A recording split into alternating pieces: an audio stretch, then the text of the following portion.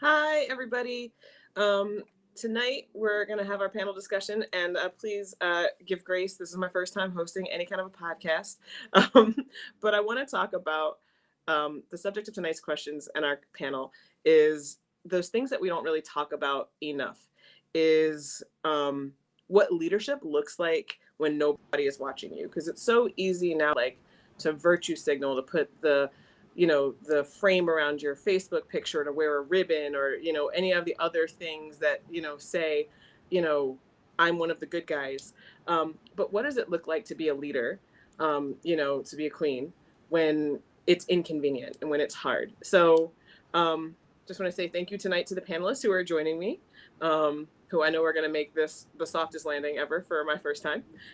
And who are going to give me grace when we go for this. So thank you all, your ladies, for being here tonight. I understand, we're a little bit off schedule, but we're all doing the thing tonight. So, um, does anybody? I mean, so I don't know who's like prepared. Do you want me to just kind of like jump in with some of these questions? I was actually thinking I would love to change the format a little bit tonight so that we're not all going to answer the same questions unless you are so inspired or moved by what somebody says that you want to like kind of jump in. I always feel like there's so much magic in our conversations that sometimes happen outside of the strict kind of question and answer portion of our show. So I would love for you guys to kind of like weigh in on each other's things. Unfortunately for her, I'm probably going to pick on Lee first to get us started tonight. Yep, you're number one. Um, and, to talk about, because we're going to talk about, some ideas about like leadership and integrity and, all of that. So, Lee, you ready? No, yes. All right.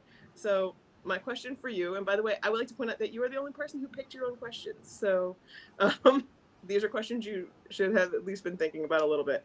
But what expectations of leadership have you had to unlearn as a woman? Um, I had to unlearn that leadership looks a certain way.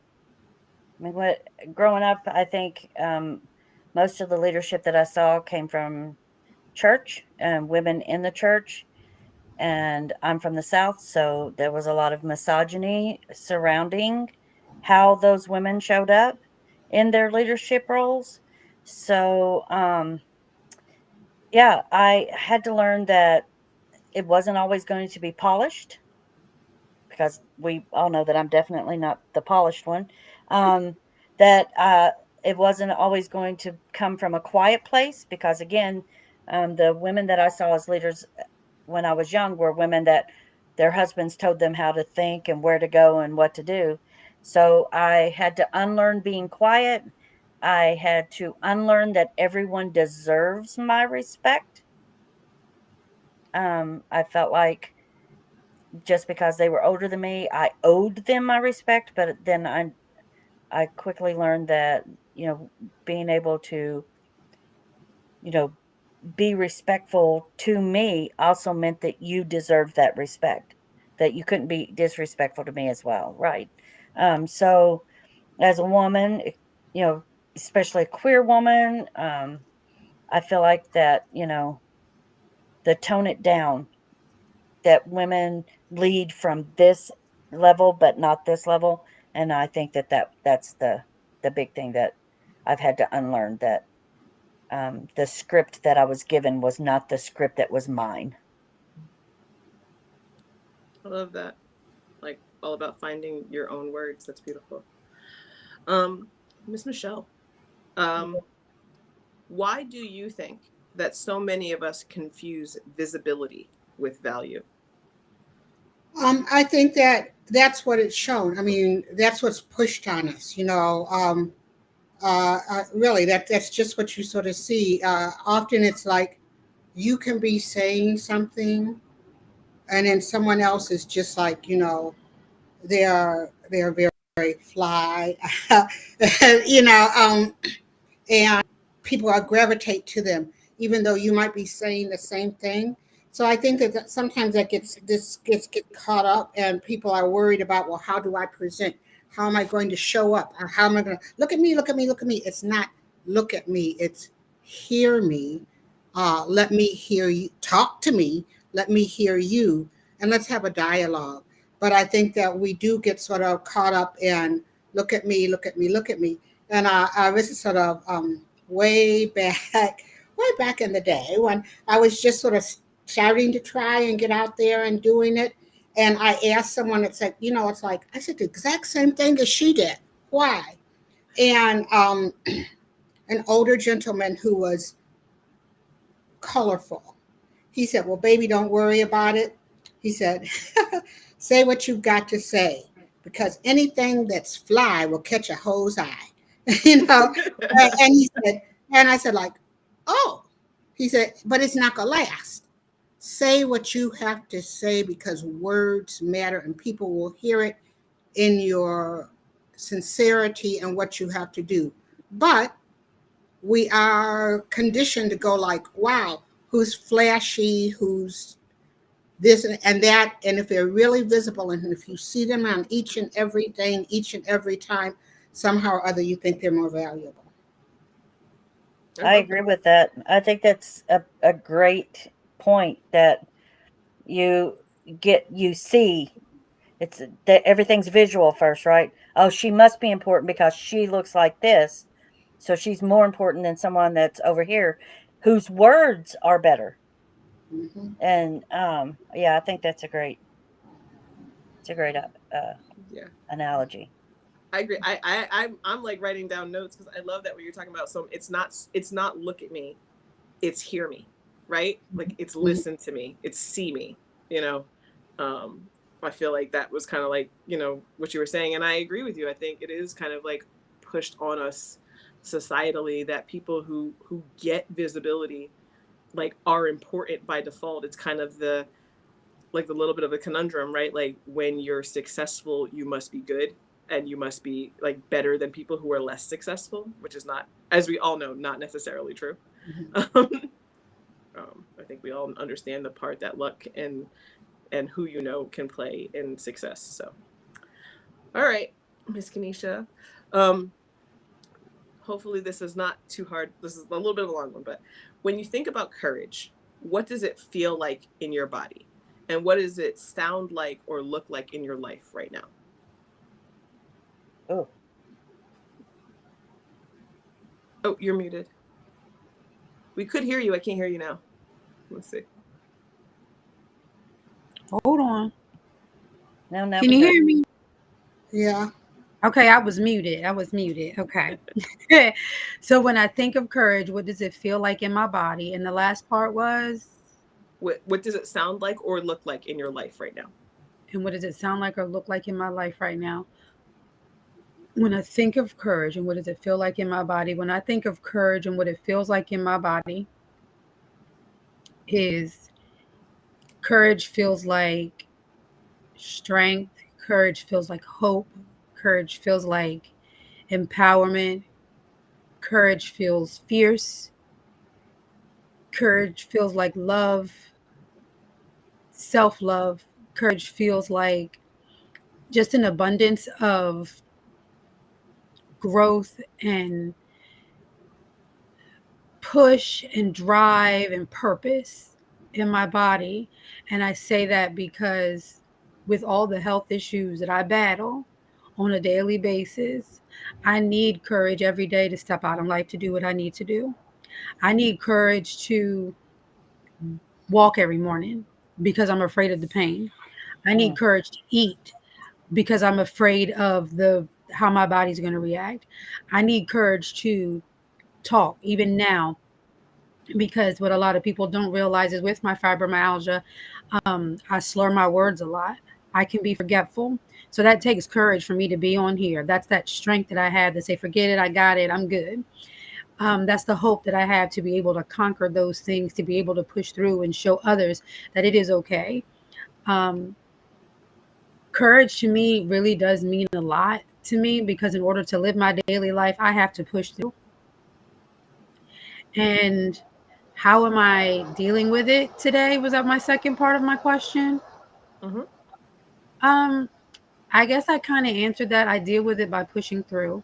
So how I deal with it with pushing through is a mental health thing for me, and I'm really big on loving on myself. And I made sure that I stepped back a little while ago to tell myself that I come first. I literally just spoke on this earlier in an interview. I'm a firm believer that self love is selfish. And in order for me to do things and be courageous within my life, I have to be selfish with myself so I can continue to push through with my daily living to get through the things that I need to get through.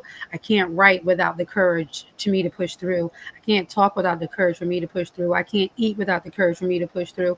I can't run this campaign without me to have the courage to push through. With all of those things that I feel that it means to me with hope, empowerment, self love, and just to push through and just guide myself to be the best that I can be.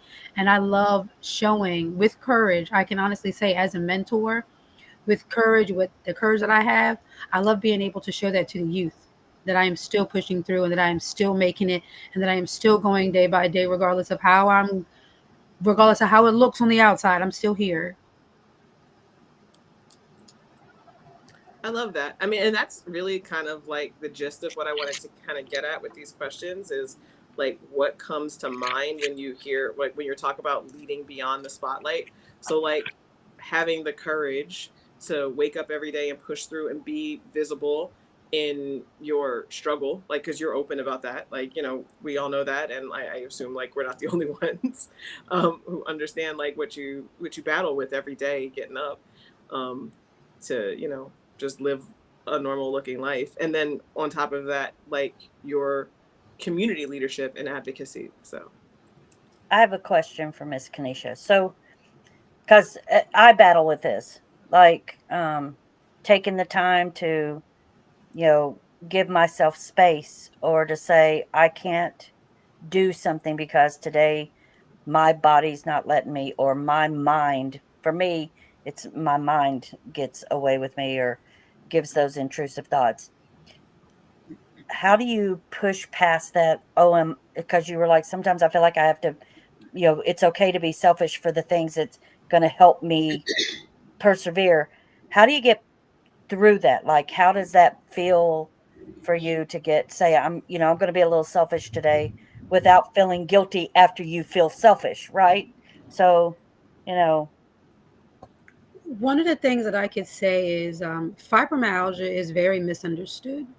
So, being in pain 24/7 all day, every day, from head to toe, 24/7, 365, that no one else can see but me because it's my central nervous system. And then battling Crohn's on the outside, and I mean, on the inside as well. So, those two together, I always describe as, when you were little and you had the bubble guts, when you were going to an event and then you had to go to the bathroom, right? So I have fibromyalgia, my central nervous system, and then I have Crohn's disease, right, which is my intestines. So when you realize that regardless, those things aren't going away, um, I always say, I'm going to hurt anyway, right? So why not hurt for a purpose? I'm normally gonna lay in the bed and this I used to live this life of people thinking that I was lazy because I would lay in the bed and just not lazy. I was in pain. I was trying to understand these new conditions of actually what was going on. Why am I going through the pain that I'm going through? I told myself, if I'm going to be in pain, I'm going to be in pain for a reason. I'm just not going to be in pain because I'm laying in the bed. I'm just not going to be in pain because I'm just going to complain. And granted, it's okay to complain. I know sometimes they say everybody doesn't want to hear it, but it's easier for me to do and give me a reason to say I'm in pain than just say I'm in pain by laying in the bed. And it's a lot to do with your mental health. And it took me a while to get that way because being on 22 pills a day for almost 10 years of my life, and when people look at me, I look perfectly fine. But on the inside, I'm struggling. I had to realize that those outside people don't matter because I was judged for what I do. I would always hear things like, "You're in pain all the time." Yes. You hurt right now? Yes. Like, really? Everywhere? Yes, everywhere. So why are you doing this? Because I can. Like, why can I not? I had to realize, why can I not do these things? And I'm not saying people who are in pain have to do things, but when you get into a mental mind state of, this is my life, I know this is what I'm going through. And I'm a firm advocate of advocating for your health when it goes to the doctor or doing things for yourself anyway, even in life. So if you don't feel like doing it, don't do it. Because I definitely have my days, but I push through every day with a purpose, and my purpose is myself. So I got to be here for me. There's no me without me. So I'm going to do it anyway. I pushed through with a purpose. I had to literally realize self love meant a lot to me. And I had to find that really, really deep inside of me, because I am still in shock, Leah, by sometimes some of the things that I do. I literally leg press 680 pounds when my legs were my biggest issue. So being grateful to love on myself and tell myself that I can do these things. And if I'm going to hurt from doing 680-pound leg press, at least I'm hurting because I know my legs are going to look good. That's just how I operate. I'm a firm believer in loving on myself, and I tell other people to do that as well in their health. Find within yourself and what your purpose is. And my purpose is. I love that. Or, So too, I think that one of the things too is like courage is about, part of it is being scared and seeing fear, but riding that wave. It's like, what if this is what I'm supposed to do, like Kanisha said, this is what I got to get up and I've got to do. So yeah, it's I might fall on my face, I might do this, your legs might give out, but it's like grabbing that wave, taking that fear, that being scared, and riding that wave to live your purpose, knowing that the wave will go up and go down and everything, but you're here.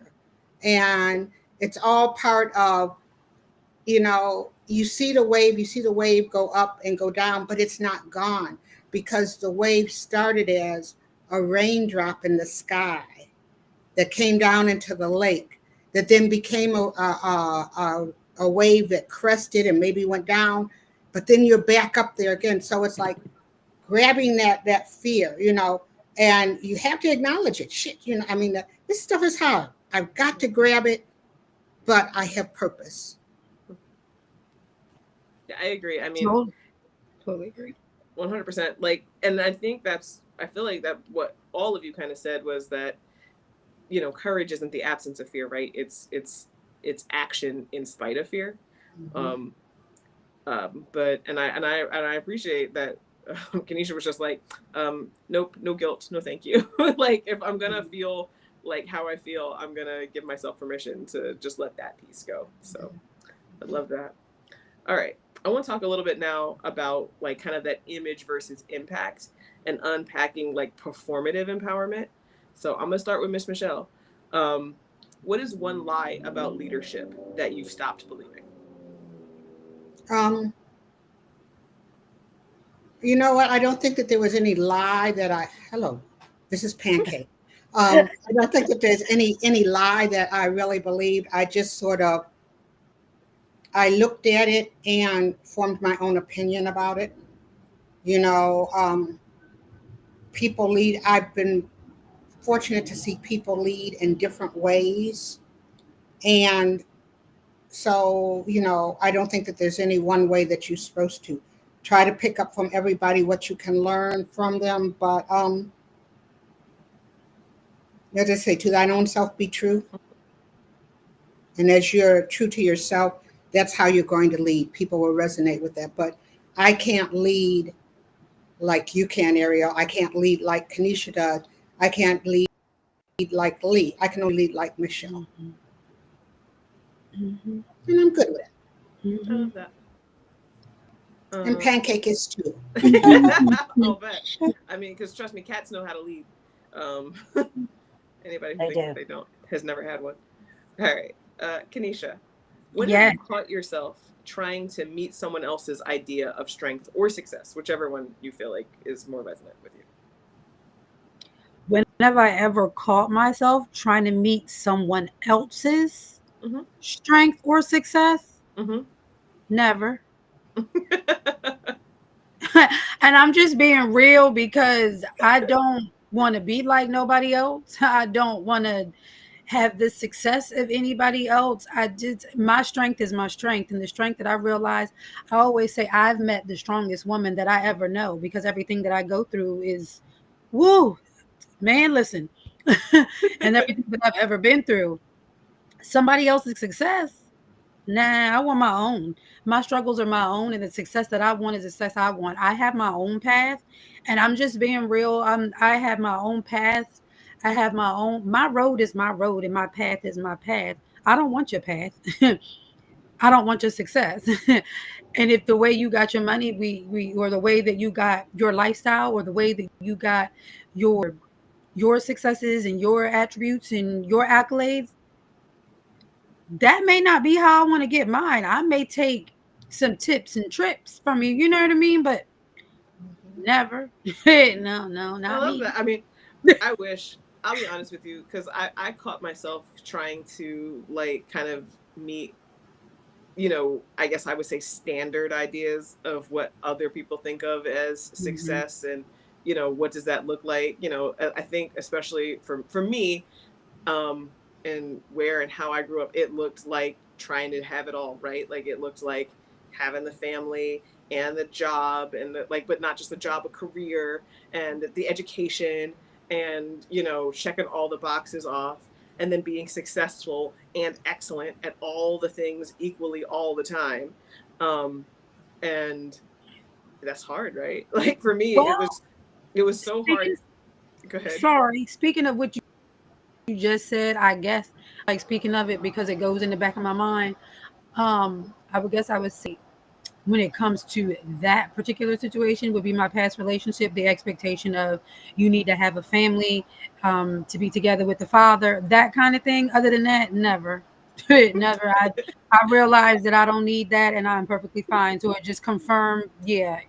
Other than that, nah. I mean, I don't know about you, but almost all the women I know who are like trailblazers let go of some of that at some point in their life. They're just like, you know what, whatever everybody else is trying to do, I'm not trying to do that. Like that's not Mm-mm. for me. If that is Mm-mm. supposed to be mine, then it will come to me. But Yeah. I'm not gonna actively pursue it because Mm-mm. it's what success looks like. You know what I No. mean? Exactly. That's not, the society has the norms, right? Hmm. These norms that how people should be, how relationships should be, how life should be. You know what I mean? And it's just like that's not everybody's lifestyle. That's not how everybody lives. Everybody's not built the same way. And to be able, and one thing that I do teach my mentees is, you don't got to be like nobody else. Like you don't have to dress like her. You don't have to have wear your hair. You may like it, but you don't got to be like her. You don't have to ever be someone else or try to strive to be like someone else. You may have someone who could be a mentor or someone you look up to, but never strive to be like anybody else. I preach that to my babies. You don't have to be like anybody else. Like why? Be you. That's the uniqueness we need in our community. I don't want to be like Ariel. I don't want to be like Miss Michelle, and I don't want to be like me. I want to be Kenesha, point blank, period. And there ain't no changing that. I know that's the kind of a lesson I try to like when I'm doing like youth programming, to Mm-hmm. kind of, because I do think kids especially, like, I mean, it's developmentally appropriate that teenagers be kind of going with the flow of the crowds of people their own age, right? But you really need Mm-hmm. to understand, like, okay, you need to find what's right for you, and not be holding yourself to the standard of your largest group of friends or the what most people are doing and all of that kind of thing. And I know it sounds crazy to teenagers, but it's like, just find Mm-hmm. you and then do that really really well. um, Mm-hmm. And but Agreed. I think too, like when people think about leadership and like there's mentors, right? So let's say that, I don't know, Helen Mirren, you want to be an actress, and you're like, I want to be an actress as famous as Helen Mirren. Okay. And you can read her biography, how she did it, how she made it, how she had to work it. But how do you do that where you're you? Like Mm-hmm. we need those Jim Carreys. We need those Angela Davis. We need those people being who they are, Mm-hmm. leading the way that they lead. So how do you, you can mimic things that they do, but how do you do it in your mhm. authentic voice too? So Mm-hmm. that's Which always a big thing as well. But it's always good to remember because often, like, I'll be talking to someone and I said, you know what? At one point, I too was a teenager, and I Mm-hmm. did crazy, stupid things, I mean, because in fact, I was reading some of my stuff once, and it was like, and my mother was there, and they were talking, "You did that," and my mother said, "Shh." But you know what? We didn't get to be to that point, like wake up, oh, well, here I am. We were teenagers. You made mistake.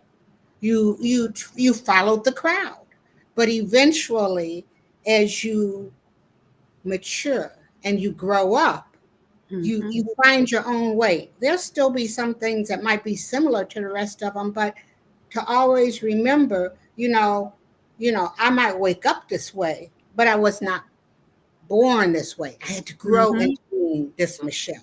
Right. And Mhm. so sometimes I think that that's important because I know sometimes that I'll see people who are talking, particularly the young people, and it's like, oh, come on, you did that back in the day. Don't tell me you never got drunk. And they're like, and the people, and they'll say, I don't want the kids to know that. Why not? You're human, Right. and they have to know that this is all part of the growing process, and they will become themselves.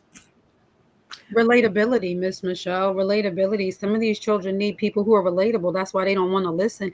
Some of these youth, they're not going to listen to the guy who comes in with a button up and a tie, and Mhm. he's just all prim and proper. And I mean, some will, you know what I mean? Don't get me wrong, but they want to see the guy who makes success, who comes in with the hoodie and the baseball cap and the beanie and the boots and and the sneakers they wear. Somebody who looks down to earth, like down to earth to them, wearing sweats. And Mhm. I'm not saying we always have to dress like that in certain rooms, but when you come in to deal with the youth, you don't always have to come dressed up. Like, they want relatability, and that's exactly what you were speaking of, Miss Mhm. Michelle. The relatability, like it's about being relatable, and speaking of those things sometimes is okay. So people know that they have someone that they can speak to because it's relatable to them, and they can go, okay, been through that, and look where they are now. So let me try to, I can do it too. Mhm. Facts. I mean, I love that, and I think I used to do that. Like, I think when I felt like I had conversations with my mother as an adult where I realized I do not know that woman. Like, and I really actually I kind of like I was like, that's crazy. Like, you feel like you spend all this time, but I guess, from her generation that you didn't really talk to your kids about you and who you are. So like I kind of met my mom all over again as an adult person, relating to her as an adult person.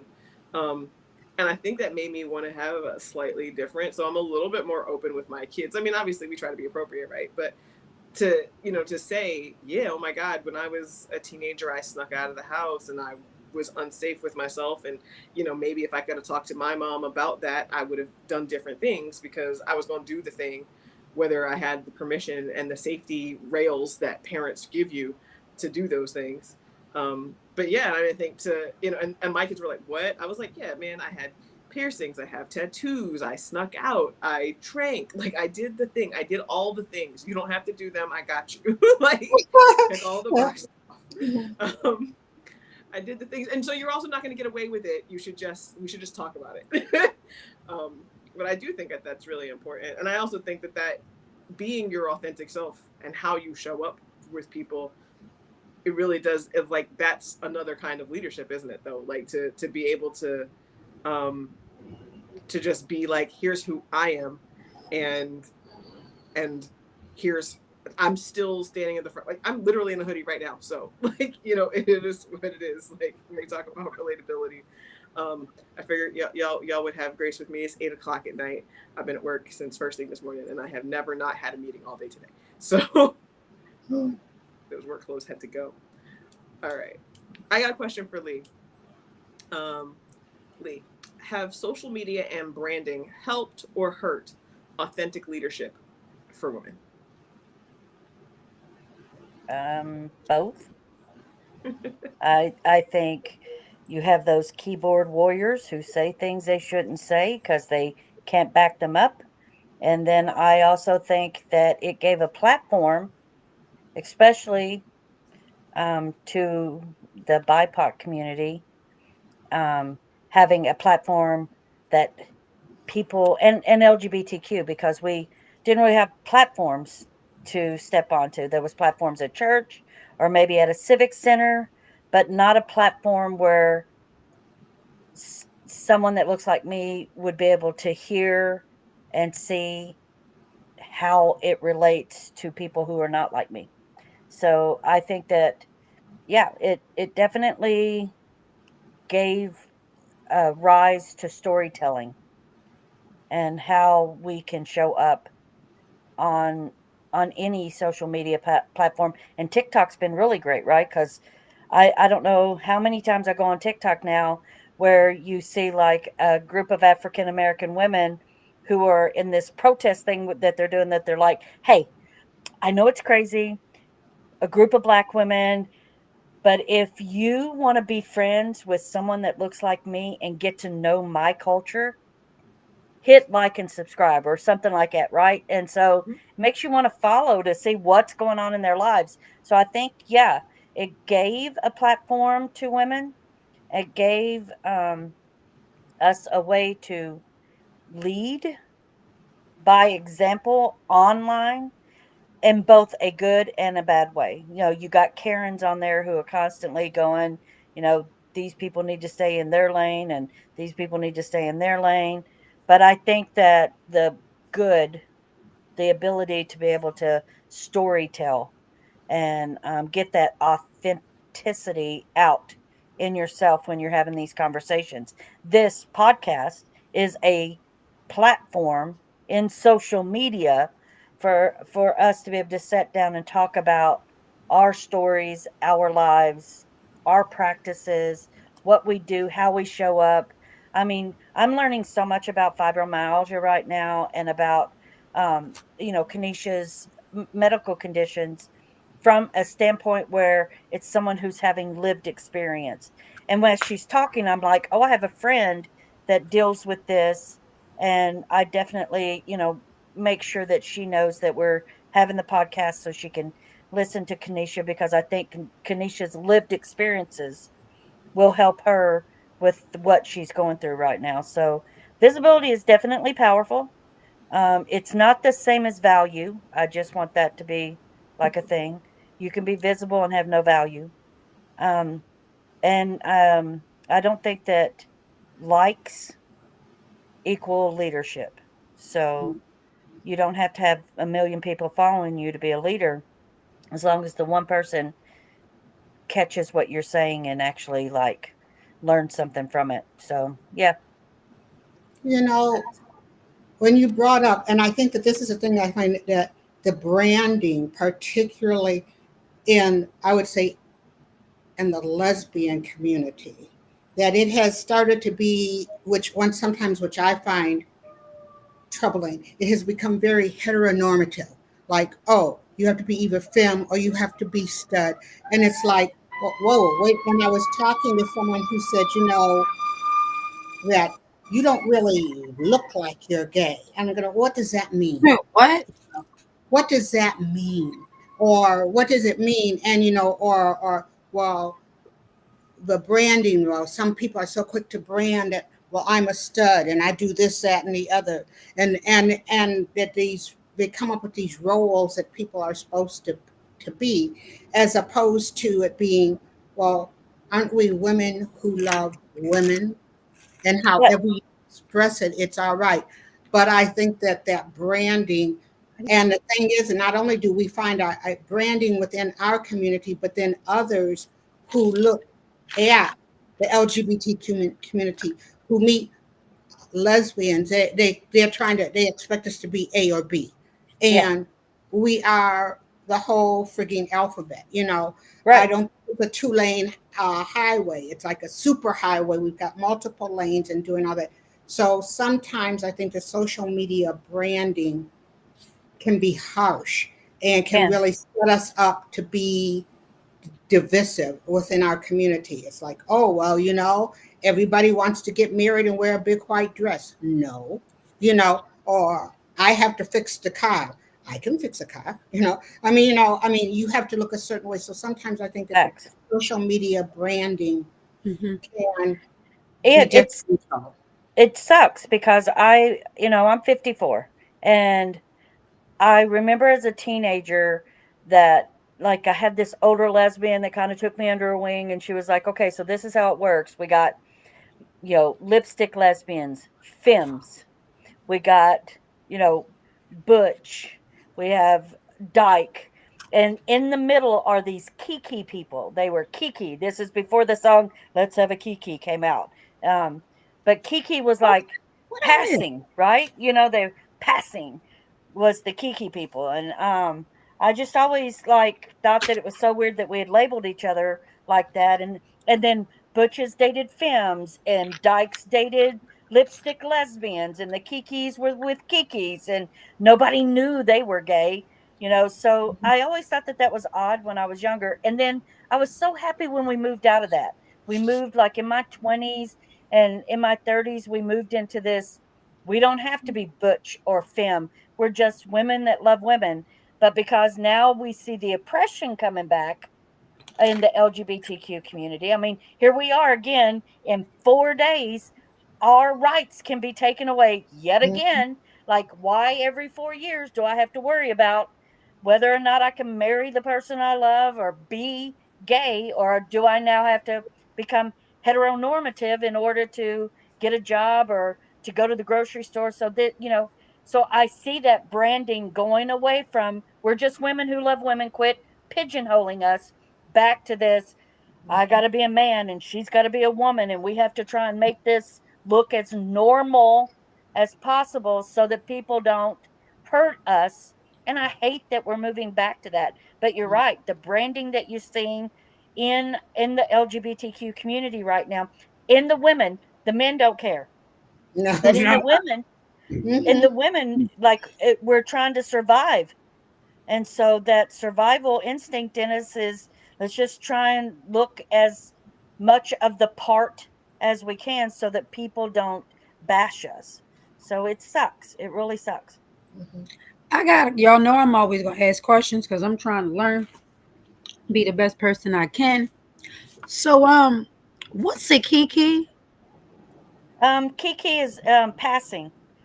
So technically, if you look at me, Ariel, and Miss Michelle, one of us looks gay, and the other two don't look like they belong to the LGBTQ I mob. can't help myself, Lee. I can't help myself.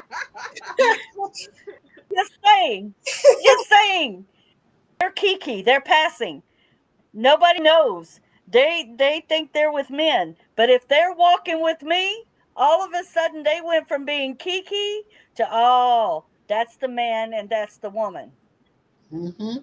So okay, so a kiki is someone who can pass as someone who doesn't look like they're part of the The LGBT. stereotype. Hmm. Okay.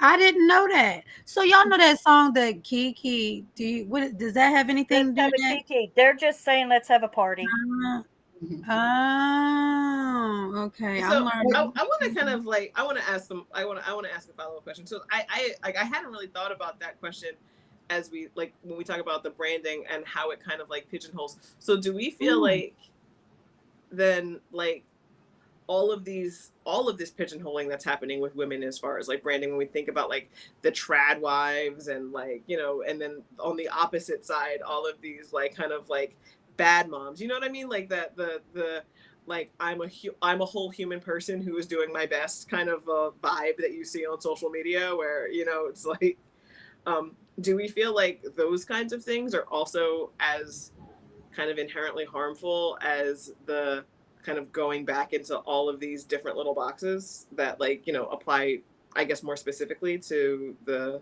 lesbian community? Hmm. I think that there's a thing too. I think that it's you see it in the lesbian community, but you also see it in the women's community. It's like, okay, well, to be pretty, you have to have eyelashes out to here, and somebody's somebody's hair grown in. Hey, and if that's what you want to do, that's fine. But how many you find that there's this look, there's this look, and oh, well, she's pretty, she's feminine, she's desirable. Hmm. And and I think that women in general, they tend to want to put women in general into boxes. Hmm. And I think that where it happened with the lesbian thing, it's like, for some reason, rather than saying free at last, it's like, well, how do we act like we're straight? Well, no, we're not. But women, they have this look that you're supposed to have. You Hmm. know, you're supposed to have. When Jada Pinkett went bald, cut off all her hair, it's like, mm. They had to get with that, because that wasn't their idea of feminine. So I think that labels for women and that look that you're supposed to have, I mean, it's still there. And if anything, I see more of it. Yeah, I agree. Hmm. Okay. I love that. Anybody? Okay. Cool. All right. So let's dive into some like everyday courage moments. So, Kanisha, can you tell us about a time that you chose courage over comfort, um, even when it might have cost you something? So, I mean, I know you kind of talked about that a little bit earlier, like when you're literally talking about your like physical like discomfort, but maybe like I mean, I guess like when it was maybe emotionally uncomfortable to Courage over courageous. comfort. Mm-hmm. Um, Courage over comfort in my emotional space. Let's see. Courage over comfort. Let's see. Emotionally. Um, so when we speak of like when we were just speaking of what you're supposed to look like, right? Mm-hmm. Um, I don't look sick, right? So I don't look like how that I speak. So the courage when I was dying, going through my Crohn's flare, um, years ago, and I was losing weight drastically. Um, you could literally start to see my bones and stuff and things of that nature, and like because I was losing weight, I wasn't eating, I wasn't drinking, and nothing was staying in. When I tried courage over comfort, I still went to work, still took care of my kids. For me, what I mean by courage over comfort and emotional, what it looks like to people, I looked sick. I literally looked sick. You could see my collarbones, you could see the like I hate it when someone can tell that I'm sick, right? So emotionally, I had to get over the fact, like I said, me personally, that I had to go to work. So you're going to see me that way. You were going to see me in that vulnerable state. You were going to see everybody saw me lose weight. Emotionally, it sounds physical, but mentally when you're walking around and you look sick, because now I look sick, right? Because I didn't before. Now I look sick. Emotionally and mentally, I had to deal with the fact that I look sick to people in society. So someone was always asking me, "Are you okay? Are you okay? Are you okay?" In front of my nieces and nephews one time, I just in my own kids, I barely was walking and it was just tired. Emotionally, that's not me. I hate looking sick. Like I have this habit. I don't know if you probably wouldn't realize what I'm doing, but I realize I do it and why. I always try to make sure, and I'm getting better, that I do like this because emotionally my face has gotten smaller so you can see those things. So me, I'm trying to get over that. But if I cover my face, right, you don't get to see how small and slender my face is. But I'm learning. Like I tell people, I have my own thing. So emotionally, I deal with trying to, even till today, I realize I still do it, trying to make sure that I don't look sick because society can tell that I'm sick when I look that way. We were talking about looks and the norms. Um, that was one of my when I was dying was one of the worst times. Like you could just see the saggy skin and then dealing with that emotionally after after battling the hell out of my Crohn's disease flare. I beat that. I'm not gonna sit here. I'm gonna use a little bit of cuss words. I beat that shit. I did my thing, and I'm here right now and pumping 600, doing 680 leg presses and 330. Like different things like squats and stuff like that. Like I'm proud of myself. I don't look sick in certain areas, but emotionally battling the fact that I don't look sick is a thing for me, and I still kind of battle with that every day because I still try to cover my face. Or in certain pictures, you'll see me cover my face. Or hold on, wait. Sometimes I got to catch myself. I don't want to look sick, so I like try to cover my face so you don't see like the the slenderness of my face. So still kind of battle with that today, but I'm kind of a lot better. Well, congratulations. I love that for you. I mean, I agree with you. I definitely see the immediate emotional toll that, because even like, I feel like anytime when you have to have a conversation about a thing, like over and over and over again, like it's emotionally draining, right? Like, and it's one thing when you're choosing to have that conversation, right? But completely another when for whatever reasons you can't avoid it, and now you know it's going to be Hmm. like, that's just one more thing you're gonna have to deal with. Is And like you're already like you're dealing with it on yourself, like every time you pass a mirror or a reflective surface and you're feeling how you feel about how you look. And I feel like that's for kind of anybody, but like certainly in that situation where you look sick. um that's why first off, I'm always like, I always just make it a point, I think, because I try not to be like ableist in this specific way, but all weight loss is not good weight loss. To be like, oh my God, you look great, like as soon as somebody starts losing weight, because that's it, like weight loss is really not ever an indicator of good health. But if it's intentional, then good on you for your effort. But like, I'm always like trying to be aware of that. But I absolutely can see how that would have been so hard. So kudos to you for keeping on. Thank And you. by the way, all women are always like, you see me, I'm like messing, I'm like looking, I was like, okay, so there's a little bit of fuzziness. I thought I had tightened that up. Hmm. No, like, that's what we do. It's all right. Hmm. We're gonna give each other grace here. Yeah, like, yeah, thank you, because I find myself constantly trying to frame my face because it's smaller, That's so you me. can It's see well, it. it's the opposite for me. It's my face is so fat, like, and I'm like, so if I have the right amount of hair, like, yeah, I'm gonna Yeah. lean forward. So Hmm. no, we all do that. You're good. All right. Cool. Lee, whose courage has inspired you lately, and what did you learn from watching them?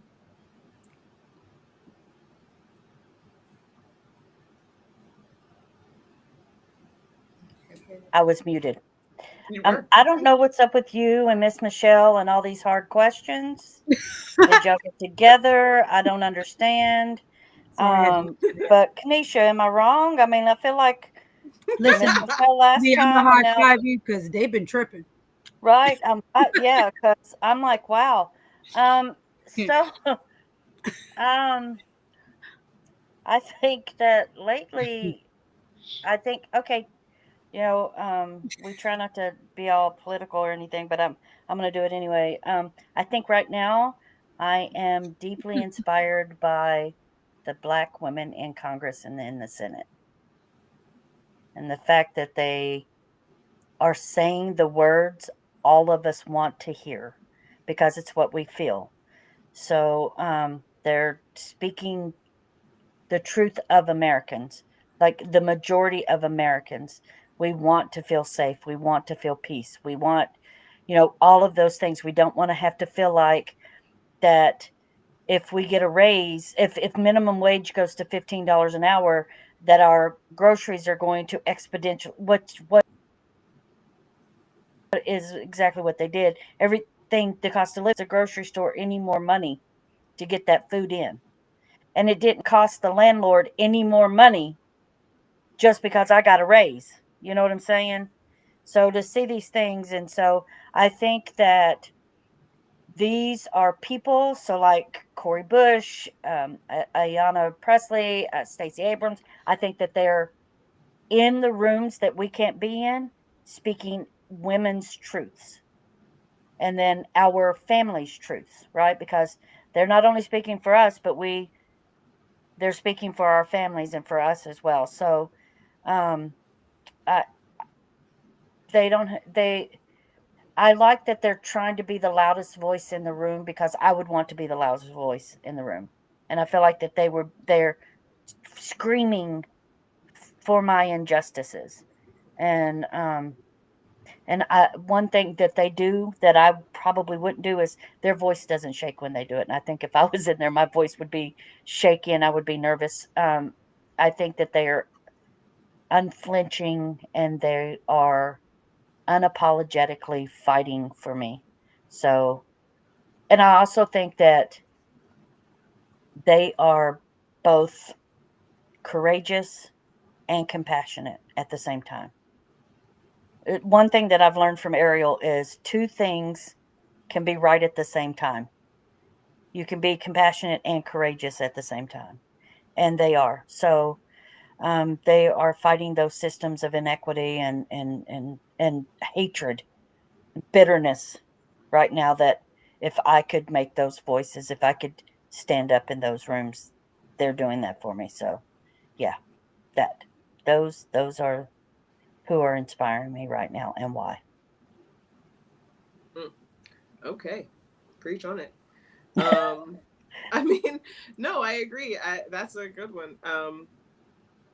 Yeah, I don't know. I've been really more inspired by like a million smaller things, like, all of you guys, like, and the stories that you share, and then, in rooms that I'm in with women kind of standing up for each other and figuring out how to support each other, and communities standing up for each other. Like, I've been living for like the social media that's showing me like, here's how we're gonna make dollar store, meals for Thanksgiving, and how we're gonna like set people up with pantries, and like individual like humans, like creating food pantries from their own money and their own property, so that the people in their communities don't go hungry as all of these other changes happen.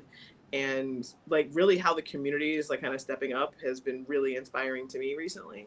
um, Seeing how really when the chips are down, and it was kind of like a thing I felt like I saw a lot when COVID, that as a whole we are kind to each other, we care about each other, and we do our best to lift each other up when we're down. I think it makes me sad sometimes how far down people have to be before you notice it, and of course not everybody is going to extend their hand out like we would love them to. But it's those moments that have really been like helping me like keep putting one foot in front of the other every day, because I feel like it's bleak out here sometimes. So Oh, yeah, Halloween. I really this past Halloween, one of the things that I thought was really neat that I saw on Facebook, TikTok, and Instagram is people were not only giving the children like candy, but they were passing out potatoes, Mm-hmm. ramen noodles, canned food, and they just had it like sitting there, and they were like, "Mom, if you need to take something, here's a bag, fill it up with stuff." And I thought that was really neat too, that you can see that compassion that still exists. And I want to say this as loudly and proudly as I can.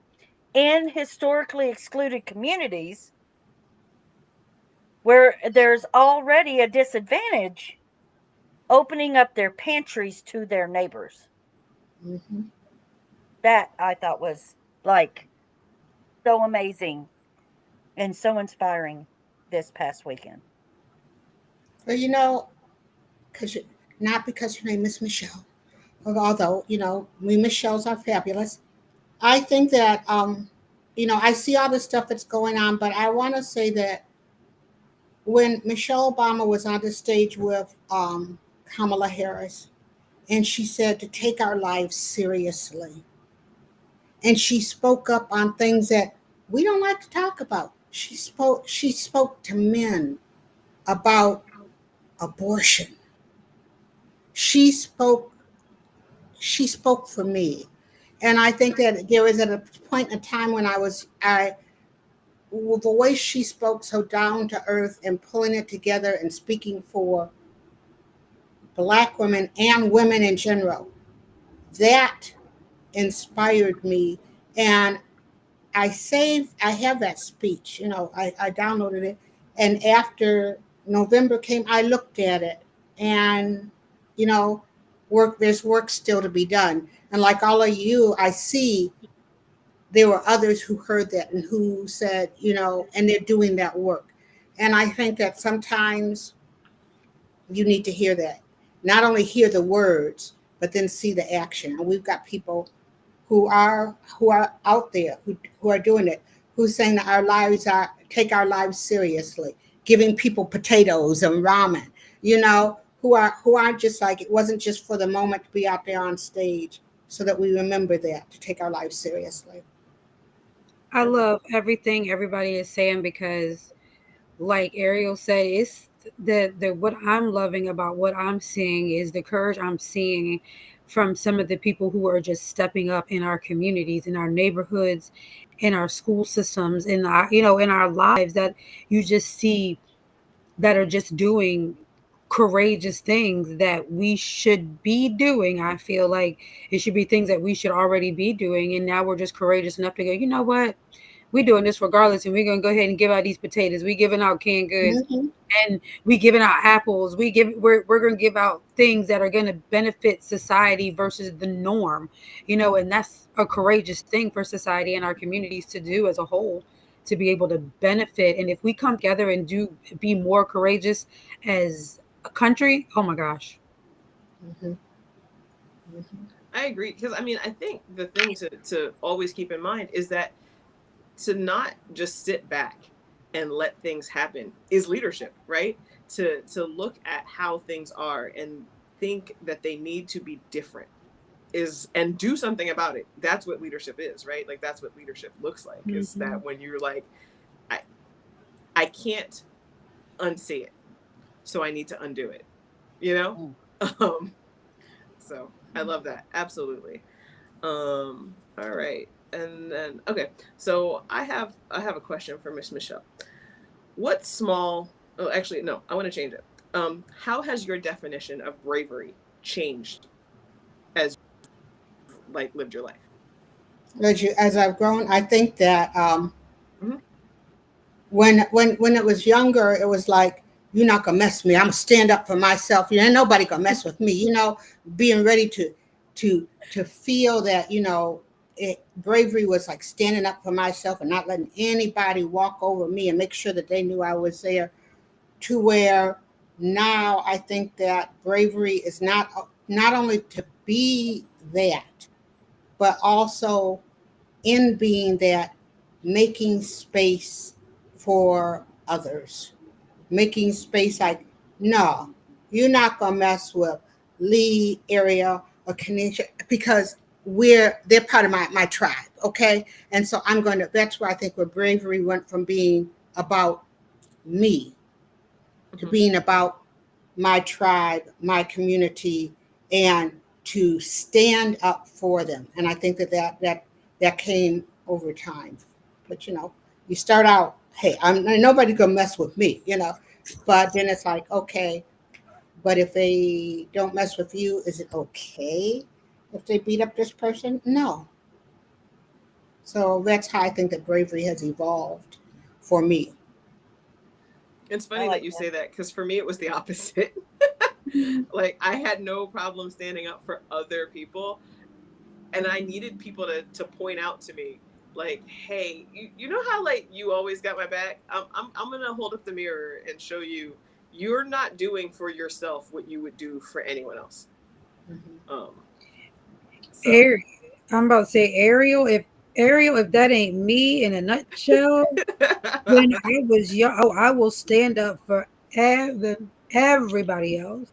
I wish you would talk about my sister, my cousin, my brother, or anybody else. I couldn't stand it. But when it came to me, I was bullied. I was talked about. You know what I mean? Like I was the one that was being like abused in certain ways. In school by boys and talked to any kind of way. Granted, I always had mouth, but I was the one that would put up with it way longer before I would if you would bother anybody else.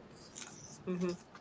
Yeah, that Same. was me. I mean, and it was really like, you know what, actually somebody gave me, they were like, pretend it's someone else. Like literally just pretend it's not you. Like pretend they said that those things that God said to you, these things you're about to write off, pretend they said them to your bestie or to Mm-hmm. your cousin, your sibling, your mom, your child. How are you now responding? And if it's different, it should be different. So, Yeah, I agree. I still have that issue today, though. Like, I still take up for other people more than I take up for myself. oh, Um, yeah, we're all works in progress, I think. I, I mean, I don't, I will not. I mean, so I was the kid, like, I was such an empathic child that, you're on a school bus and you see kids like making fun of the way somebody dresses or somebody that has a special needs and they're like, haha, look at them. They're funny looking. They walk funny. They whatever.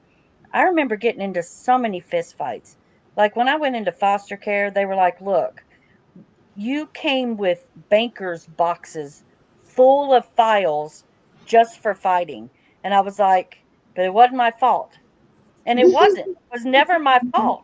Somebody was being mean to somebody, and I had to. I asked them politely to stop, and when they didn't, I showed them how to stop. So it was, one of those things. So yeah, but I couldn't do it for myself, and today I still couldn't do it for myself. But yeah, I get it. I think it's yeah, Well, I think you also surround yourself with people who are like rabidly gonna stick up for you. So yeah, so that helps to it to does. keep the people with you. Like me and my bestie used to do this also. Like we would be in places and like,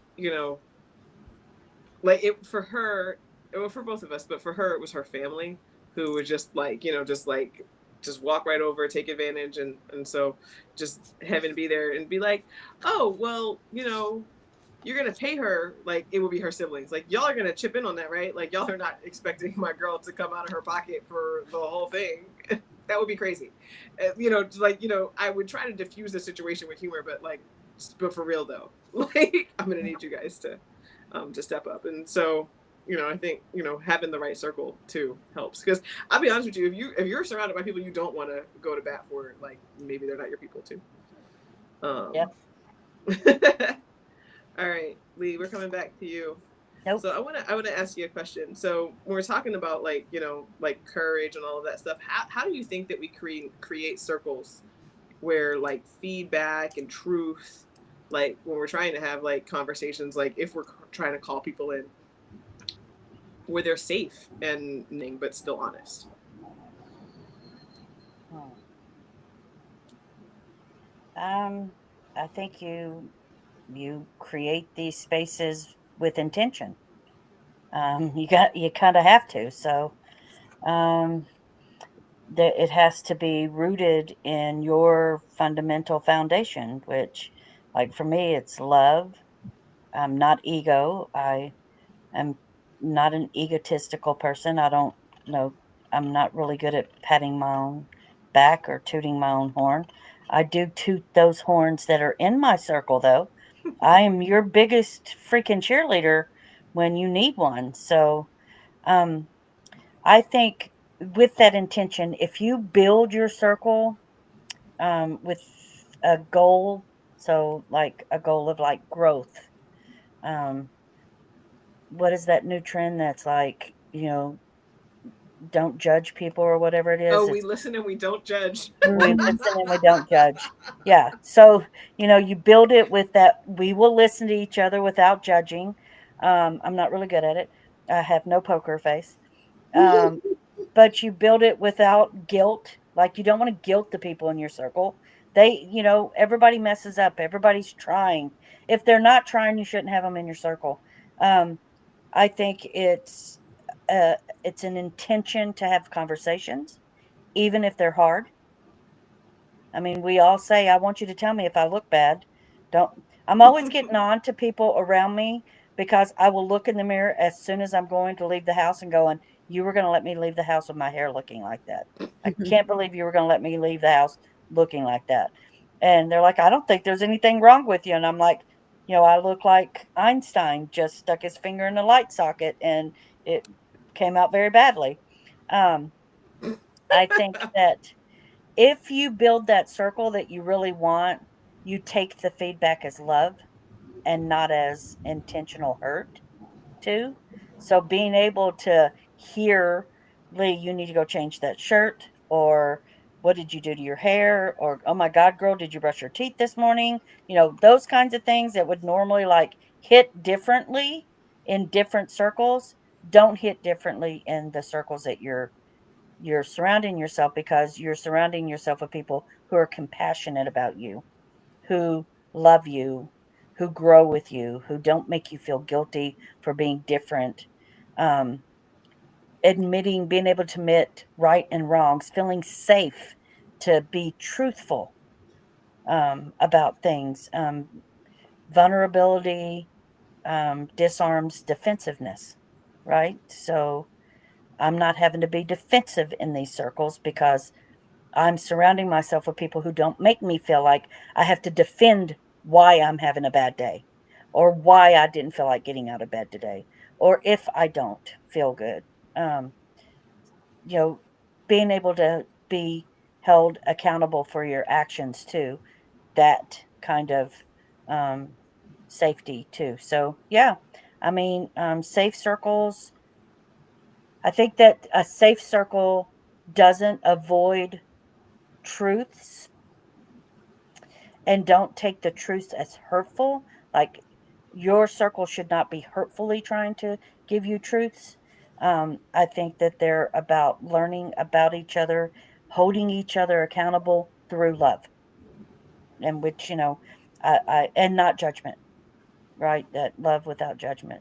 Yeah, that's my safe circle, and it's Did- very small. It's a I very, don't know. very, You're reminding With me. it. very small circle. Hmm. You reminded me of a conversation I had with my oldest son, and he was talking about feeling grown up, right? And like waiting for this moment of that. And I was talking about like there's not any difference between me, the teenager who was like me, the 18-year-old, and me, the 42-year-old, except for now I ask for help when I need it and I admit when I've made mistakes. Like that's really kind of like the only thing is that I'm able now to take like better accountability for my actions and to acknowledge and understand. And I don't mean like think it, but like understand truly. You don't know what you don't know, and that's okay. And ask for help. So ask for help when you need it. Ask for knowledge that you don't have. You know, be a learner. But like, I mean, and for him, he was horrified by the idea that there is no magic moment where you feel like a grown up and it's like it happens for you, like poof, you're it. But I feel like that's what you're talking about, right? It's like it's that maturity to understand that people are not trying to like do high school shit and like be mean girling you. And I feel like that does apply very kind of specifically to women. Men relate to each other differently, but like where compliments and comments might not always be coming from a place of integrity or kindness or compassion, but really trying to break you down so that you're smaller or less than other people. um I don't, not just women do that, but I do think that that is a concern sometimes amongst groups of women. But um but yeah, I think that's kind of a maturity thing though, isn't it? Like, does anybody else want to weigh in on that? Well, I like what Lee said is like her circle is small. And I will tell you, my circle is small. Now, in the orbit around my circle, it might be big, but my circle is small.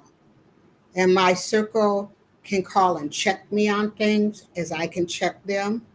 They'll tell me about something, we can be honest and open. We can laugh, we can cry, we can be stupid and silly, where with each other, because this is my circle, we're close and it's very diverse, intentionally, because there's something that we all have together that crosses there's all kinds of boundaries, and but this is a close knit circle, and you don't need a big circle. And to accept that some people are just like in the, it's like you're the solar system, and they're just like in your orbit, and that's okay. And that's okay. But your circle, my circle is small, it's tight, and it's strong. Same. All right. Well, I have a question for you, Miss Michelle, and it leads me. It's just a perfect segue. That's why I'm jumping right now. So, have you ever lost a friendship over like accountability, either yours or theirs? Um, like, Yes. or and what did it teach you, like in that moment? From I guess either having to accept accountability or to keep someone accountable. Um, I think that there's certain things that are important and that man, and it's not even so much about judgment and caring about things, and someone who they took a very harsh stand. I understand they were going through things, but they said some things, and not to me, but just in general, they started to doing it, which sort of said to me is like there's a part of my core values that didn't they weren't resonating with. And after a certain point, it was like, I can't run with you. We can't hang with you.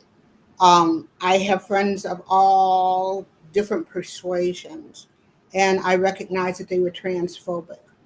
Mm. And hey, it wasn't like, oh, I don't understand or I want to learn more about it. They were transphobic. Bye. Facts. Ironically, that's That's been it. one for me too. Actually, that's one, and you're like, oh, I didn't know that about you. That's super weird. But you're so open about other things. Like, Mhm. Yeah, yeah, I bye. think it's Bye a is big right. thing, right? That like if you don't know or you don't have someone in your circle, you can say I'm an ally to LGBTQ people, but really what you're saying is you're an ally to LG. Sometimes B, probably not T, and we don't know what the Q's for, so we're going to ignore them, right? But we're the umbrella. We're all, and I think that that's a thing. Um, yeah, I'm with Miss Michelle. I think that you see either you're a person that sees an injustice and you say something about it, or you're not. And I don't want to surround myself or be or even have that orbit that Miss Michelle's talking about. Mhm. I don't want Mhm. them in my orbit either. Kind Mhm. of go to another galaxy. Leave mine alone. There you go. Just go. Just go. All right. Well, okay. Kanisha, what is one practice that has helped you build honesty into your relationships?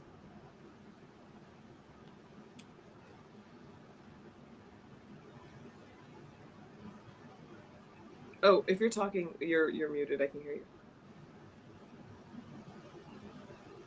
We can't hear you. There we go. I tried to hit the M. It said hit M for unmute and it didn't work. Um, what was my question? Sorry. So it's okay. What's one practice that helps you build honesty into your relationships? My self-worth. Um, I cannot if I can't be honest with myself, and how am I gonna be honest with anybody else in my life? Like I can't be fake to save my life. So me having honesty within myself builds the ability and the encouragement and the vulnerability to be honest with someone else. And I can't lie to save my life anyway. So, because I can't keep up with a lie. So, Mhm. if the sky is blue, it's blue. I ain't got time to be trying to figure out what I said yesterday or 2 seconds ago because I'm going to mess it up. So, being honest is just who I am as a person. And I feel like for me, building certain relationships, some people don't like honesty, to be real. Um, because when you're honest, it makes them think about themselves. And some people don't like that. Some people don't know how to take it because they're used to people kissing their behinds or doing what they say, or like Lee said, they just let people just walk out the house looking any kind of way, and you like, dang, you ain't gonna tell me how I look. Like, I got something on my nose, dang, I got a whole white piece of tissue in my nose. You ain't gonna tell me? You got me walking around 2 hours. You looking at me, and I just got this piece right here. I'm like, ain't nobody gonna tell me nothing. I mean, like that, but be honest. But then sometimes you got people who, when you're honest with them, and they're like, oh, you're rude. I'm rude how? Or you just don't like what I said? Like sometimes I've realized my honesty with relationships people don't like, and those people aren't for me. If I can't be honest with a relationship, in any type of relationship, we don't. I mean, I'm cool. We cordial. I can work with you, but I please don't ask me my opinion because I'm gonna tell you. And if you don't like it, that's not my fault. You shouldn't have asked me. But I got to be real with myself first in order for me to be honest with everybody else. I agree. That one's me. I try to give people a warning of like, hey, I'm like the red pen friend. I'm the really honest friend. Like, don't ask me if you look good in that. If you don't, I'm gonna tell you. I'm gonna tell you why you don't look good in it, and you're gonna be mad at me. But I do think that honesty and rudeness can walk a fine line. Of like, when we're delivering news like that with compassion. Hey, ah, um, that's not your Yeah. color. That's not your fit.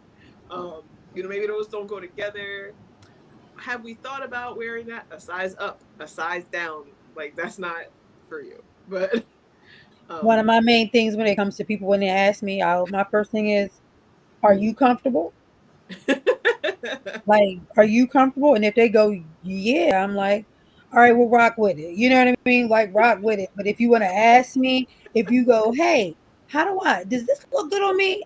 Do you feel comfortable? If you feel comfortable, don't ask me. But then if you want to keep asking me, well, you know what I mean? It might be a little tight right here if you really want my personal opinion. You know what I mean? Maybe you can pull this up real quick, or, you know what I mean? How do you feel this should look? Like, what are you asking me? That's another thing when it comes to clothing.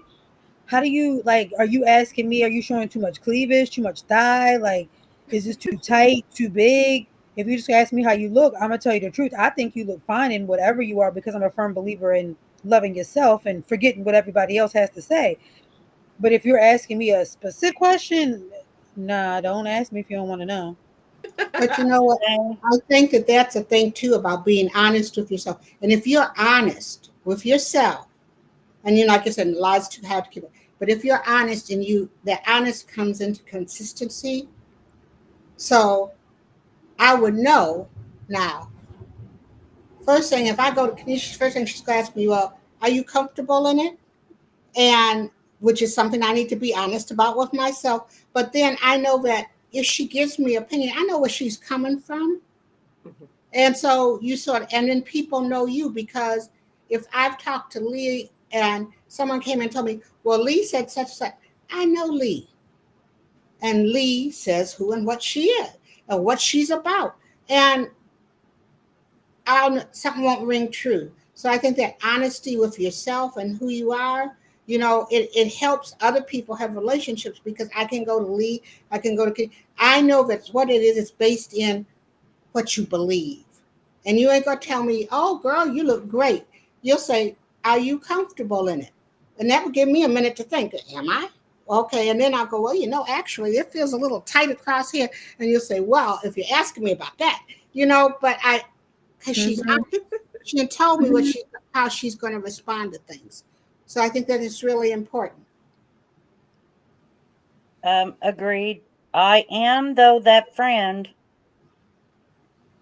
So, first of all, we have to remember my friends, the first thing I tell them is don't ask me if you don't want to know. That's the first thing. Mm-hmm. That's, Mm-hmm. because I'm not trying to be mean and it's going to come from a place of love. There are certain colors I just don't like. Just don't like the colors. I don't care what they're on, in, around.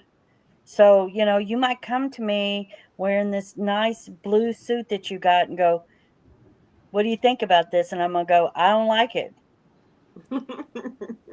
because I don't like blue. So, day, or if you're wearing blue, don't ask Lee because Lee doesn't like blue. So Lee's going to tell you she doesn't like the outfit. I mean, it's a personal preference, right? I'm not trying to be mean. I just don't like that Mm-hmm. color. It's just not my thing. Um, I think everything orange is absolutely gorgeous, and some people think it's the most hideous thing, so I go with that. But I think my hardest part is when people have ugly babies. I know, I know. See, Ariel, I knew Ariel was going to do it, but she knows this about me. You know how people have We really don't even ugly agree babies? that Not they're all ugly. babies. Like I'm like that is a perfectly fine looking baby. People got ugly babies, and everybody is like, "Oh my god, your baby's so beautiful. Oh my god, your baby's so cute." And I'm going, "What? No." No, you say, "Oh my God, it looks just like their daddy." I I I walk away. I walk away. I have no poker face. I am in the background going, Lee. It's bad. Like It is I bad, remember "Look, Teresa. you I tie No, see Kitty out here talking about people's big around that waterhead baby's babies is neck not and okay. and the see dog to come over and love it." I think I'm one of those people. I love children. I love babies. All babies are cute to me, and just give them here.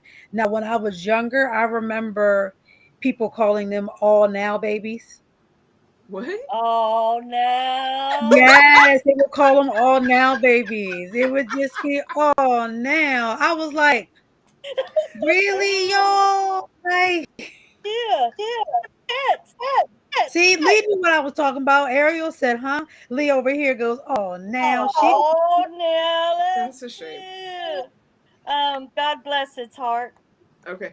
Well, so that we don't go out on this note, I'm gonna ask one more question to the group, and then we can like wrap it up for tonight. But whoever wants to take it, and I'll, I'm gonna call you out if I need to. But how do visibility, courage, and accountability entwine for you? Intertwine. Like, how are they connected for you? Visibility, courage, and what?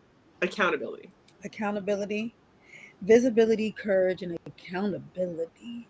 How does it all intertwine? I feel Mhm. like it's all intertwines to make you who you are as a person. So the visibility would be people seeing you. Your courage would be the vulnerability of you getting out there for the people to see you in who you are and taking accountability for the things that you do and how you view those things in your own personal life for who you are as a person. I feel like it all intertwines together, but you just got to be real about it, if that makes sense. You got to be real about all three of those things. You got to be real and take accountability for the things that you do because your visibility, if it also depends on if you want visibility, if you choose courage, and if you're open to take being accountable for the things that you do. If you're not open to being accountable, if you don't have the courage, and you don't necessarily have to have the visibility because everybody doesn't need to be seen, but what sometimes visibility is what people see, and what you don't see sometimes gives people their own perception. If you don't care about that, that's fine. I mean, I don't have to, but I do realize that I am very visible. So for me, it all intertwines in a good thing because I am a social media person.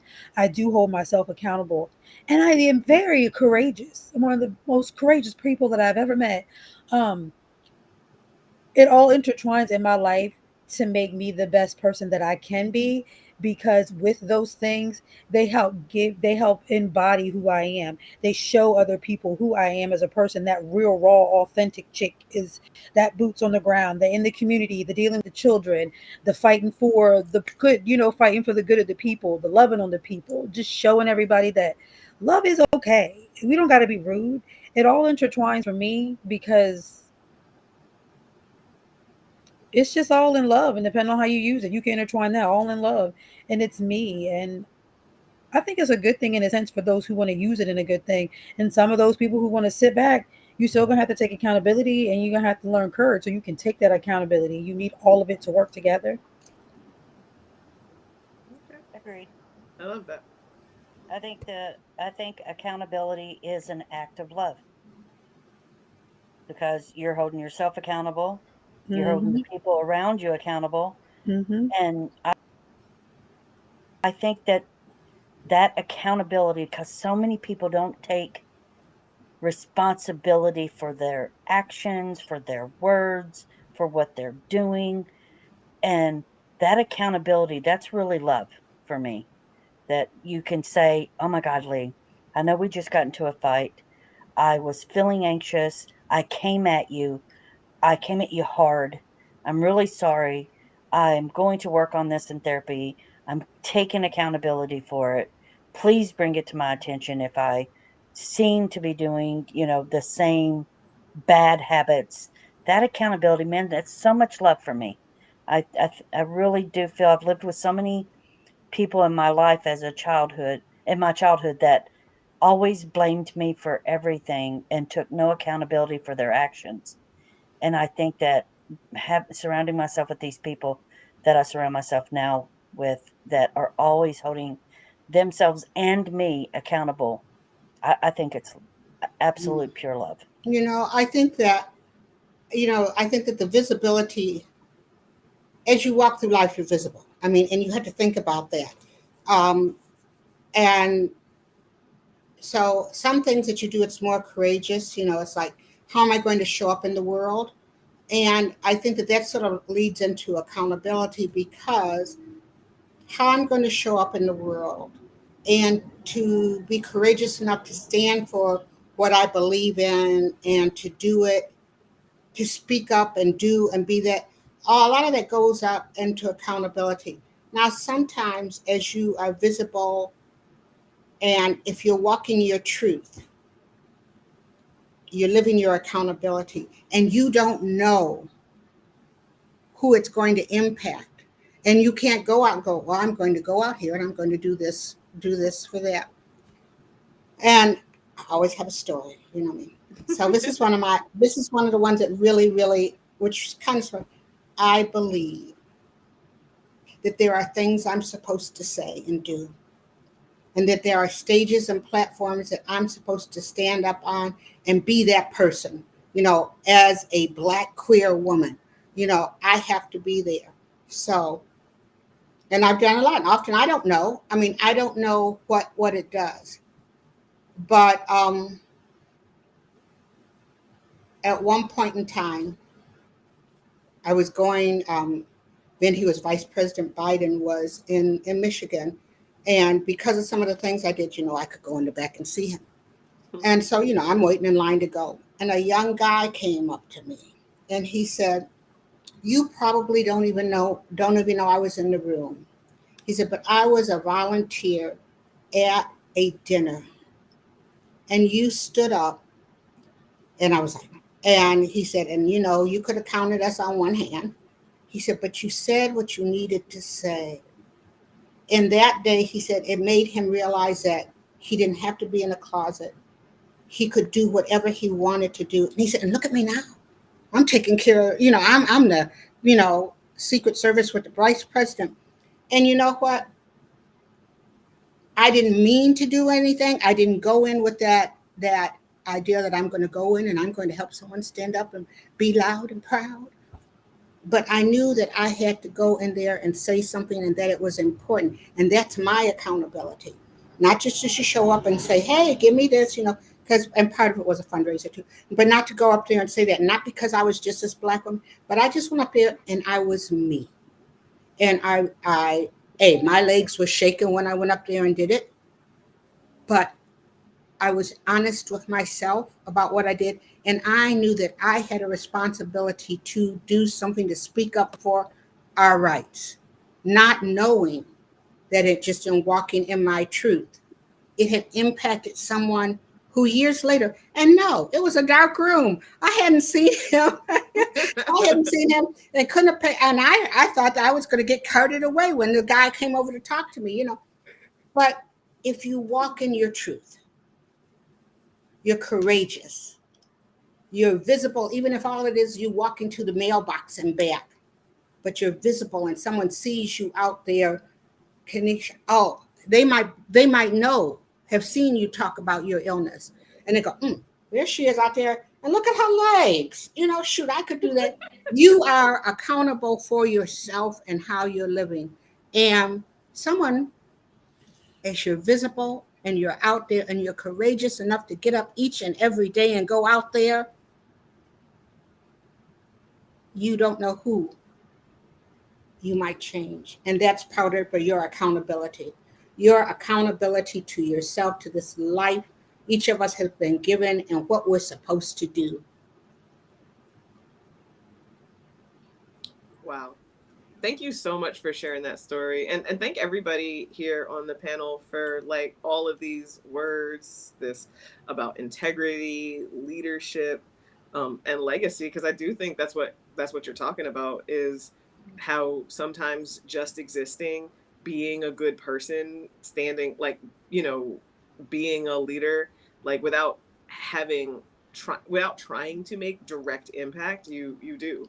And I think, you know, I think I live a lot of I do a lot of work around what is our impact versus our intention, and by like, you know, and how can we try to kind of target one with the other. Like, you know, we want to be making the impact we intend to, and trying to live your life in ways that do that. But so thank you everybody for, you know, making this such a fun first time podcast host for me, and such a great conversation. I feel like, you know, everybody, you know, was chatting, chiming in. I love it. Um, I just want to say, you know, make sure that y'all are keeping your kettles full, um, as we, you know, as the world continues to change. And thank you all for the courage and visibility that you do have right now in the community, because you're right, you don't understand who and how it might have impacts and ripples going forward. So thank you for being here tonight and for a great conversation. And I'm happy to wrap it up. So. Well, without any judgment, I think we can say you've done good for your first podcast host. Yes, ma'am. Absolutely. Yeah, I'm sure I'll get notes like on the back end, but that's fine. Feel free to be honest. I'm happy to accept red pen. You know, you can be honest with me too. So To be honest, since we're going to be real, I think that Ariel did an amazing job. I think she doesn't even realize how good of a job she did as a first time. I wouldn't have thought it was your first time. I think you navigated all of us very well. I think your questions were amazing. I think you engaged with us all. And I think that you did an awesome job for your first time doing like hosting a podcast. I think you did amazing. well, I'm thank you ready so to much. see what your next one is. Can we just not have hard questions? You and Miss Michelle.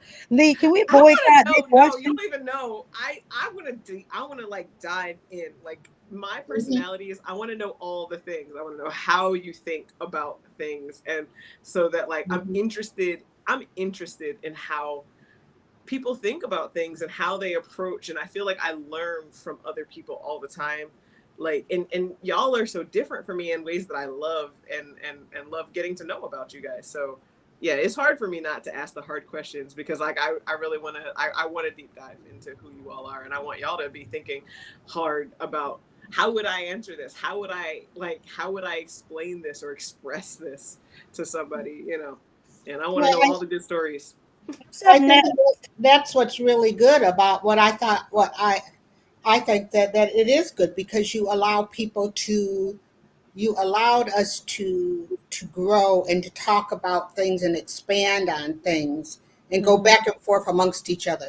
And I thought, I thought it was really good. I liked your mhm, questions. I mhm. really liked your questions. I'm No, like that too. because I you're want not to you're go not in and afraid of a know, hard question. Me and you, I bet you not afraid y'all of a would. hard Me and question. Lee over here like, I'm like, why are y'all trying to make me cry all the time? yeah. See, I will be known as the crybaby of the bunch. It's it's like yeah. that little butch ass marshmallow crying in every podcast. The butch Yeah. munch. It's not that I don't love you and Miss Michelle's questions. Y'all just a little y'all.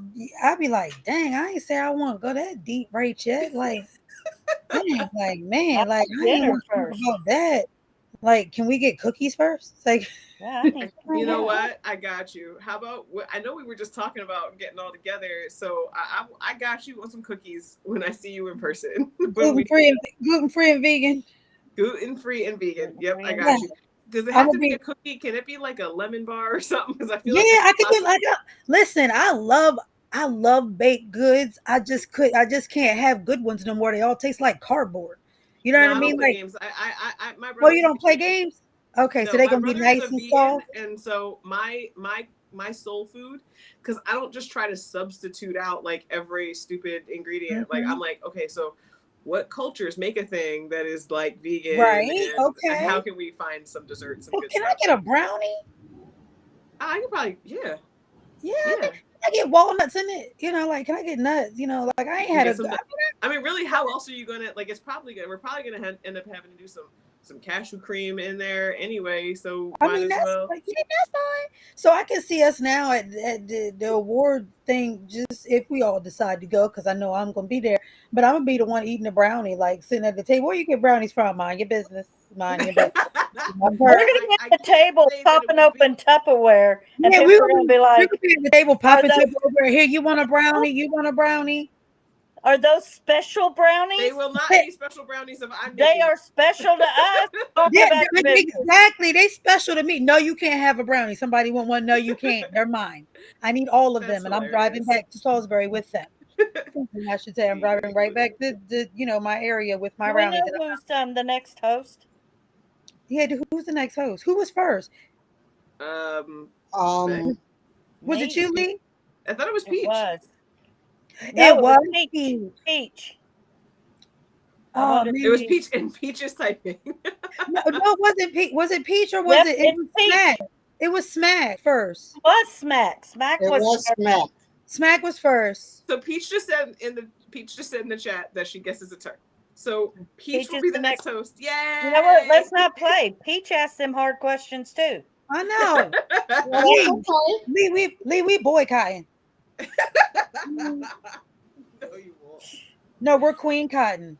We're Queen King And, Cotton. and we all know not to wear blue ever. Yeah, yeah. I'm not wearing I mean, and blue. I thought I I'm was not so wearing. cute Well, one I'm gonna wear day. blue. I just won't ask Lee if I look good. Don't, because you hurt my feelings. I mean, I I thought guess. I looked so good. I And mean, I you was know what? like, Maybe "Oh, you what do can you find think?" an And she ugly was like, baby to "Eh." hold in your arms. Hey, how do I ugly look? baby, get you an ugly baby.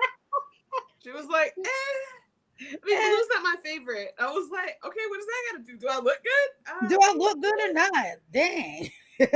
I'm like, sure. I mean, yeah, That was exactly how you She said said, it too. "Sure." I mean, yeah. I mean, Lee said, uh, "Yeah, I guess look, so." look, don't play. So I have 8 grandbabies, and I have a foster child, and one of my foster children. I have lots of foster children, but one of my foster children, they were an ugly baby. I mean, they just really Hi, Lee. So ugly mean, you and the baby. ugly baby thing. And Big I baby. so he's like got his little book out and he's like, look at me when I was, a baby. And I'm like, yeah, I see you. And he's like, wasn't I cute? And I'm like, is today the day you want me to start lying to you? Because I can. Why though? And I was like, no, you're an ugly baby. He goes, I was an ugly baby. I'm like, but you're so cute now. Thank God you grew out of them big old ears. What was Wow. up with that nose? I don't understand what was going on, See, but you're it's me. so cute now. I feel like you're on a fine line between rudeness and honesty. I just didn't know what to say. I didn't want to lie to him. So it was just like, is today the day I start lying to you? Just tell me. I got you. If you, Mhm. yes, you're beautiful. Absolutely Mhm. beautiful, baby. No, bro, Mhm. you were ugly. I'm Mhm. sorry. Well, I We're think, gonna But work. you're cute now. Mm. and hopefully, and Peach can chime in if I'm wrong, but I think that are we just having are we kind of like gonna be um next Monday is another podcast because we missed last week, and so we just kind of like had like an extra one this week. Um I'd say or so. I'd say so to or keep we us on haven't track. Okay.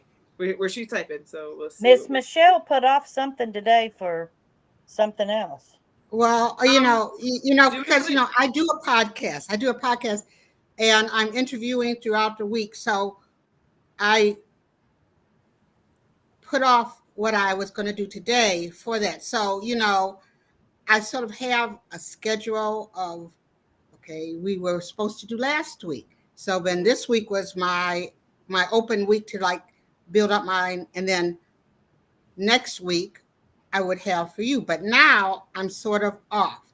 So I've already sent out. So if you decide what we're going to do, because so I can hopefully rearrange if I have. Do I have somebody? I agree to say keep it for next week to keep us on schedule so that way we can all keep our normal schedule since we all have busy lives. Okay. So I think That's we're what I planning would on say. being back for next week. So Well, next week we're going to do it. fine That's by what me. I I'm say. You see, you see, I'm right now. Okay. Look, Not I'm about to look at my calendar, make sure it's in there. well. What I have to do. Well, I record in advance, so I'd have to look and see. But no, okay. I know now. I'm waiting for some responses, and I'll just go from there. Okay. All right. But Sounds then like a we plan. have. But then we have to go back on our schedule. Yes. Okay. So we'll have next week, and then we'll have off the week after. So we'll Hmm. be back on. Um, Sounds like a plan. All right, we're all set. So I will see you ladies next Monday for our regularly scheduled programming. Where Um, Peach is our moderator. yes, and Peach is our moderator. I don't know if there's going to be an opportunity for them to like kind of break down this, but they have it for when they. Mm-hmm. I'm looking forward to hanging with you ladies again. Um, you ain't got to go home, and I don't got to go home, but I am going to go. So have a Yeah. great night And I'm and a home. great rest of your week, and I will see you next Monday. See y'all. Bye. Bye. Bye. Okay.